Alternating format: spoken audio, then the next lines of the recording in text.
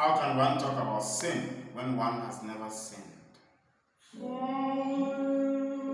How can one talk about raising a child when one has never raised a child? How can one talk about cannabis when one has never tried cannabis? How can one talk about change when one has not even changed? How can one talk about power when one hasn't attained it before? How can one talk about beauty when one has never been called beautiful? How can one talk about hardship when one has known no want? How can one talk about death when one has not died before?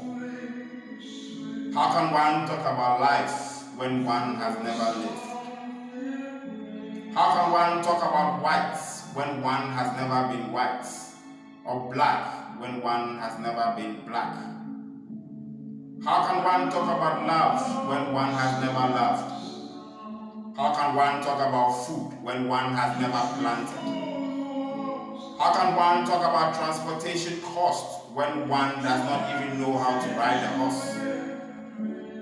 How can one talk about children when one has not played with them? How can one talk about adults when one has not sat with them?